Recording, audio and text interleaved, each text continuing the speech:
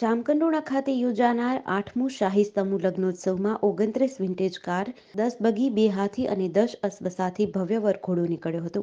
શાહી લગ્નોત્સવ માટે રજવાડી ગેટ તૈયાર કરાયો હતો. આ સમૂહ લગ્નમાં તમામ દાતાઓનું સન્માન કરાયું હતું.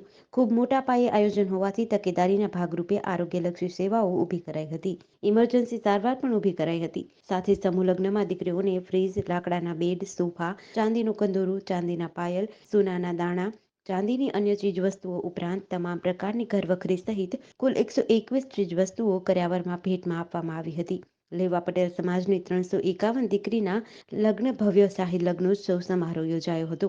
આ તકે ગુજરાતના પૂર્વ મુખ્યમંત્રી વિજય રૂપાણી, કેન્દ્રીય આરોગ્ય મંત્રી ડોક્ટર મનસુખભાઈ માંડવિયા સહિતના અગ્રણીઓ, ધારાસભ્યો, સાંસદો અને લેવા પટેલ સમાજના આગેવાનો હાજર રહ્યા હતા.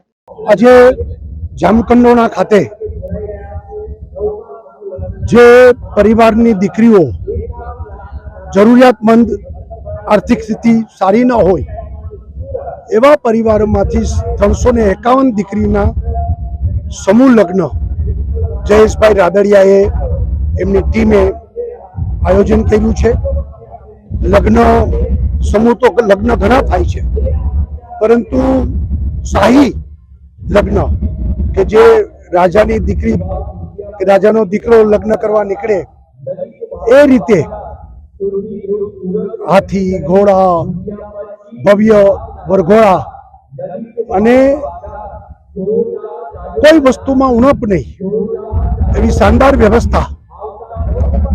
1 લાખથી વધુ લોકો આ કાર્યક્રમમાં સામેલ થયા છે અને બધા માટે જમવાથી માંડીને બધી પૂરતી વ્યવસ્થાઓનું ભવ્ય આયોજન કર્યું છે. જયેશભાઈ વિઠ્ઠલભાઈ રાદડિયાના સંત છે. વિઠ્ઠલભાઈ એક પાયાના ખેડૂત આગેવાન હતા, નેતા હતા. એમને કાયમ લોકો માટે સંઘર્ષ કર્યો છે અને ખાસ કરીને લેવા પાટીદાર સમાજ માટે એમને અનેક સેવાકીય પ્રવૃત્તિઓ કરી. એ જ પ્રવૃત્તિઓને જયેશભાઈ આગળ વધારી રહ્યા છે. હું માનું છું કે આજના શાહી લગ્ન એક યાદગાર લગ્ન બની રહ્યા છે. જેડીસી ન્યૂઝ સાથે વિપુલ ધામેચા, ધોરાજી.